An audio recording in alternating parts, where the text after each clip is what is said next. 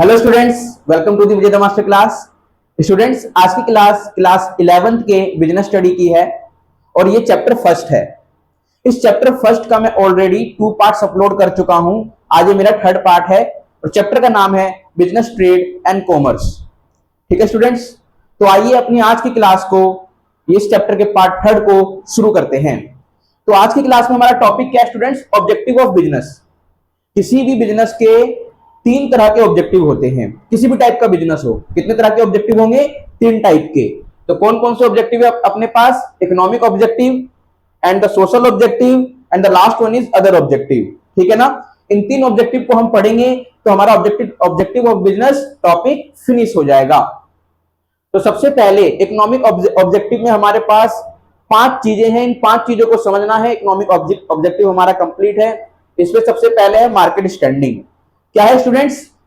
Economic objective में सबसे पहले मार्केट स्टैंडिंग। देखो मार्केट स्टैंडिंग क्या होता है, आप इसको ऐसे समझो कि आपका जो बिजनेस है वो जिस भी नेचर का है, उसके जैसे मतलब सेम नेचर वाले और भी बिजनेस क्या होंगे आपके आसपास स्टैब्लिश होंगे। तो ये क्या हो रहा है, आपके जैसा ही जो बिजनेस है और सेम बिजनेस आपके आसपास जो स्टैब्लिश है, तो उससे क्या होगा? कंपटीशन क्रिएट होगा और उस कंपटीशन में आपके बिजनेस का पोजीशन क्या है, वो पोजीशन ही मार्केट स्टैंडिंग कहलाता है। ठीक है ना?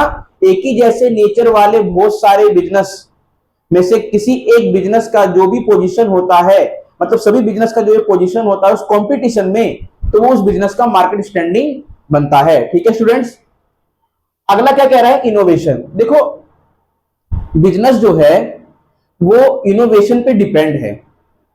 मान लो अभी आपका जो इनोवेशन चल रहा है वो मॉडर्न टेक्नोलॉजी के बेस पे, और आप ट्रेडिशनल टेक्नोलॉजी के बेस पे ही क्या कर रहे हो? अपने बिजनेस को आगे रन करते जा रहे हो। तो क्या आप कंपटीशन में कॉम्पिटिटर्स के आगे स्टैंड कर पाओगे? आपकी मार्केट स्टैंडिंग तो खराब हो जाएगी, है कि नहीं? आपका पोजीशन तो बिगड़ जाएगा। तो किसी भी ऑर्गेनाइजेशन में इनोवेशन बहुत जरूरी होता है। इनोवेशन के साथ साथ मॉडर्न टेक्नोलॉजी को भी हमें अडेप्ट करना पड़ता है। इनोवेशन, नई नई चीजें लाना है, नई नई चीजें लाना है। कैसे हम अपना प्रोडक्ट दूसरे कॉम्पिटिटर से अलग बना सकते हैं। ठीक है स्टूडेंट्स, और इनोवेशन ही आपको क्या करेगा? आपके बिजनेस को आगे ग्रो करने में हेल्प करेगा।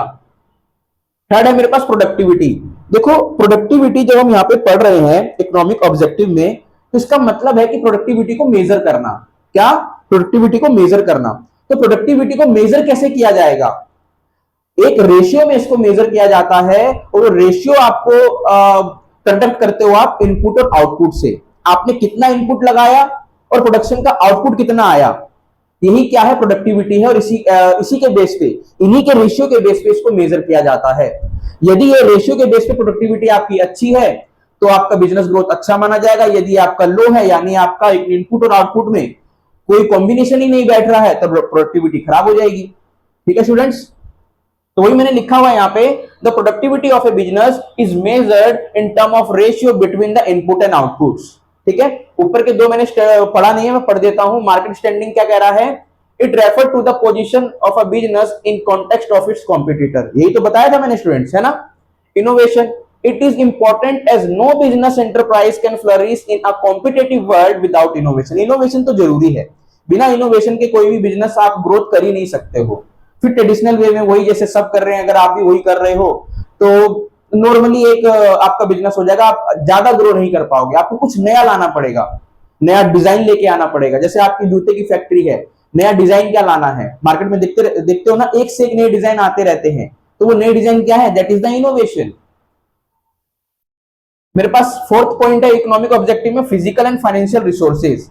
देखो किसी भी ऑर्गेनाइजेशन में है ना, 3 तरह के रिसोर्सेज तो चाहिए ही चाहिए। ह्यूमन रिसोर्सेज, फिजिकल रिसोर्सेज और साथ ही साथ फाइनेंशियल रिसोर्सेज। इसके बिना तो बिजनेस को आप क्या नहीं कर सकते? रन कर ही नहीं सकते। भैया बिना ह्यूमन रिसोर्स के कैसे रन करोगे? ह्यूमन रिसोर्स है, फाइनेंशियल रिसोर्स नहीं है, तो कैसे रन करोगे? तो दोनों ही रिसोर्सेज हमें चाहिए और इनका काफी बेहतर तरीके से यूटिलाइजेशन होना चाहिए। ठीक है ना? तो कह रहा है every business needs various kind of resources, be it human, physical और financial, in order to carry out its activities. जो भी एक्टिविटी होगी उस एक्टिविटी को आप कैसे करोगे? इन्हीं रिसोर्सेज के बेस पे करोगे। यही रिसोर्सेज क्या करेंगे? आपके बिजनेस को सक्सेस की ग्रोथ पे लेके जाएंगे। लास्ट पॉइंट है अर्निंग प्रॉफिट। देखो ये तो होता ही है इकोनॉमिक एक्टिविटीज में। इकोनॉमिक ऑब्जेक्टिव, इससे पहले जो मैंने पार्ट्स कंप्लीट किए हैं उसमें मैंने एक्टिविटी में इकोनॉमिक एक्टिविटी भी आपको पढ़ाया है। और इकोनॉमिक एक्टिविटी का मतलब ही क्या होता है, जो फर्म अगर किसी भी प्रोडक्ट को मैन्युफैक्चर कर रही है या सेल कर रही है, ठीक है, तो किस पॉइंट ऑफ व्यू से करेगी, वो अर्निंग प्रॉफिट या अर्निंग मनी के पॉइंट ऑफ व्यू से करेगी। तो इकोनॉमिक ऑब्जेक्टिव पढ़ रहे हैं तो अर्निंग प्रॉफिट यहां पे भी आ रहा है, तो इसका मतलब भी वही सेम ही है। तो अर्निंग प्रॉफिट का मतलब क्या है कि कोई भी ऑर्गेनाइजेशन विदाउट प्रॉफिट, तो भैया इसको आप भूल ही जाओ कि लंबे समय तक इसको आप रन कर पाओगे, नहीं कर सकते हो, ठीक है ना। तो प्रॉफिट अर्न करना बहुत ज्यादा, ये आप कह सकते हो कि सोल ऑफ द बिजनेस होता है ये। एक साल मान लो आपने किसी तरह रन कर लिया बिजनेस, एक साल लगता है किसी भी बिजनेस को, लॉस होता है एक साल, जनरली माना जाता है, ठीक है ना। पर एक साल के बाद भी देखा जा रहा है कि आप क्वार्टरली लॉस करते जा रहे हो, तो कहीं ना कहीं आप में कमी है, या तो टाइम रहते उसको शट डाउन कर दो, या तो अपनी कमी को पहचान लो, ठीक है ना, नहीं तो बिजनेस बहुत गंदा डुबा देगी आपको। तो अर्निंग प्रॉफिट क्या होता है, सोल ऑफ द बिजनेस होता है। और ये इसके बिना हम बिजनेस को क्या नहीं कर सकते हैं भैया, सोच ही नहीं सकते हैं, ठीक है। It is one of the prime objective, क्या है, प्राइम ऑब्जेक्टिव है ये of business. In the absence of a profit business में cause to exist over period of time, भैया खत्म। प्रॉफिट का अगर एब्सेंस होगा तो क्या होगा, आने वाले टाइम में खत्म ही हो जाएगा, रहेगा ही नहीं बिजनेस। यही तो समझा रहा था मैं आपको अभी। ये था मेरा स्टूडेंट्स इकोनॉमिक ऑब्जेक्टिव। अब मेरा टॉपिक है सोशल ऑब्जेक्टिव। सोशल ऑब्जेक्टिव में मेरे पास 4 पॉइंट्स हैं, यहां तक है ABCD, एक एक करके सबको समझते हैं। सबसे पहला है supply of desired quality of goods and service. तो सोशल ऑब्जेक्टिव क्या है, ये सोशल ऑब्जेक्टिव का मतलब होता है कि हमें समाज के लिए, सोसाइटी के लिए कुछ करना है। अब वो कैसे करोगे आप जो प्रोडक्ट प्रिपेयर कर रहे हो अपने पास, और जो उसको प्रिपेयर करने वाले पर्सन हैं उनके लिए काम करोगे, उनके बारे में सोचोगे, तो क्या होगा, आप एज मतलब एक सोसाइटी के बारे में ही सोच रहे हो, ठीक है ना। क्योंकि वो पर्सन आते कहां, सोसाइटी से ही आते हैं, और आपका प्रोडक्ट जाके बिकता कहां है, किसी ना किसी सोसाइटी में ही तो बिकता है। जब अपने जो प्रोडक्ट की क्वालिटी होगी, जो उसका प्राइस होगा फेयर रखोगे, और जो उनको बनाने वाले वर्कर होंगे उनके बारे में सोचोगे, तो अपने आप सोशल ऑब्जेक्टिव पूरा हो जाएगा, ठीक है ना।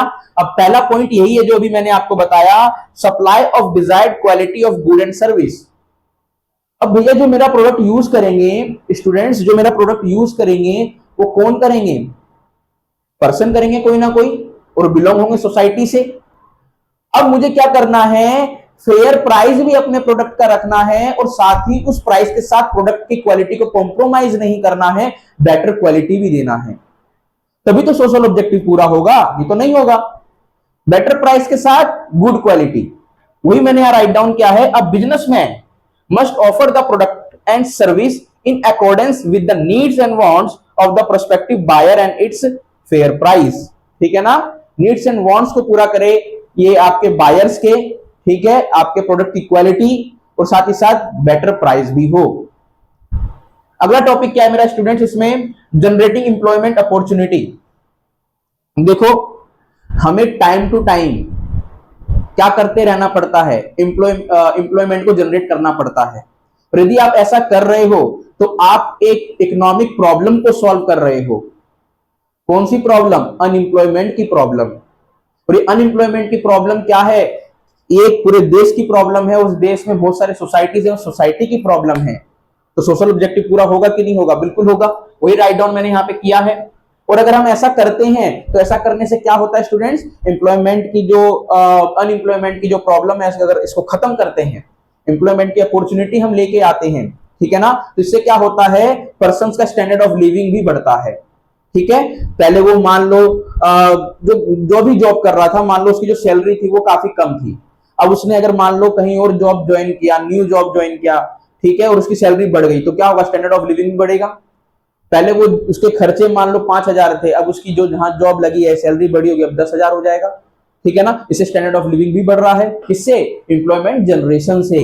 तो क्या कह रहा है ये, it is essential for a business to generate employment opportunities so as to raise standard of living of people and faster economic development of the country. इससे स्टैंडर्ड ऑफ लिविंग तो बढ़ेगा ही बढ़ेगा पर्सन का, साथ ही साथ इकोनॉमिक डेवलपमेंट भी बढ़ेगा। क्योंकि अगर मान लो 5 की जगह वो 10,000 खर्चा कर रहा है तो टैक्स भी तो सरकार को ज्यादा जा रहा है, टैक्स ज्यादा जा रहा है तो टैक्स कहां लग रहा है, इकोनॉमिक डेवलपमेंट में ही तो लग रहा है। तो इकोनॉमिक डेवलपमेंट होगा ही होगा, ऑब्वियसली होगा।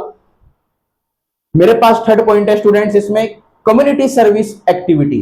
देखो हमारा जो बिजनेस होता है उसमें कोई भी वर्कर आके जो काम करता है वो डिफरेंट डिफरेंट रिलीजन से, डिफरेंट डिफरेंट कम्युनिटी से बिलोंग करता है, ठीक है ना। सारे लोग जब एक साथ आके डिफरेंट डिफरेंट रिलीजन के, डिफरेंट डिफरेंट कम्युनिटी के लोग आके एक साथ काम करते हैं तो ये क्या करते हैं, एक कम्युनिटी क्रिएट करते हैं, एक न्यू कम्युनिटी क्रिएट करते हैं, ठीक है ना।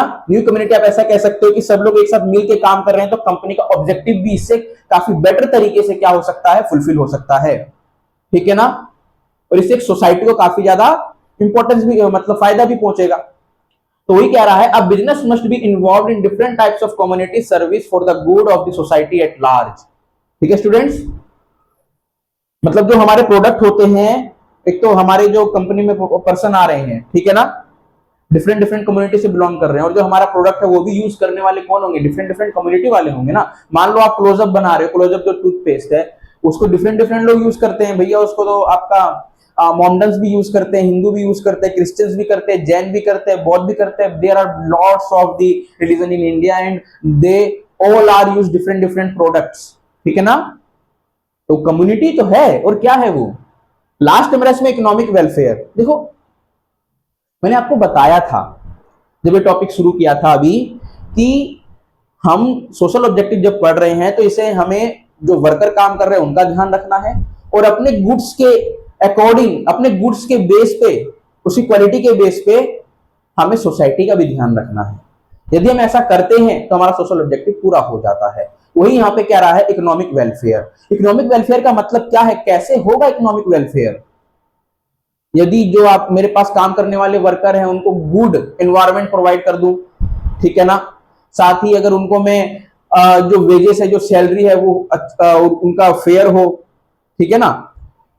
ऐसा ना हो कि एक पर्सन काम कर रहा है वही सेम काम, एक को उस काम के लिए 5,000 मिल रहे हैं, एक को 7,000 मिल रहे हैं, 8,000 नहीं। फेयर प्राइस और फेयर वेजेस होना चाहिए। वही लिखा है मैंने यहाँ पे, it is the prime responsibility of every business to take care of its employees, it must provide fair wages, good working condition etcetera. ठीक है स्टूडेंट्स, इजी है, मुश्किल नहीं है। And the last objective of this objective of business, and that is the other objective, the first objective of it is manager performance and development. What is the meaning of this? क्या है इसका मतलब? देखो कोई भी business का जो success है ना वो ह्यूमन रिसोर्सेज पे डिपेंड है, और manager are also belongs from the human resources. Manager भी किससे बिलोंग कर रहे हैं, ह्यूमन रिसोर्सेज से बिलोंग कर रहे हैं। तो ऑर्गेनाइजेशन को टाइम टू टाइम कंडक्ट करना पड़ता है मोटिवेशनल प्रोग्राम्स, जिससे जो मैनेजर हैं या जो ह्यूमन रिसोर्सेज है वो क्या होंगे, मोटिवेट हो पाएंगे और अपना पूरा का पूरा कंट्रीब्यूशन दे पाएंगे for the success of business और for the fulfil of the objective of the business. ठीक है स्टूडेंट्स, वही चीज मैंने यहाँ राइट डाउन किया है। मैनेजर परफॉर्मेंस एंड डेवलपमेंट में क्या कह रहा है, ये कह रहा है the success of a business primarily depend upon competence of its human resources. ठीक है, किस पे डिपेंड है, ह्यूमन रिसोर्सेज पे डिपेंड है। Therefore the enterprise must actively work for this purpose by conducting motivational programmes for managers. Motivational programmes करेंगे managers को, manager motivate रहेंगे और ये क्या करेंगे, कंपनी के लिए अपना 100% प्रोवाइड करेंगे। और 100% कंपनी को मिल रहा है, ऑर्गेनाइजेशन को मिल रहा है, तो ऑर्गेनाइजेशन 100% ग्रोथ करेगी। ठीक है, तभी ऑर्गेनाइजेशन का सक्सेस क्या होगा, पॉसिबल होगा।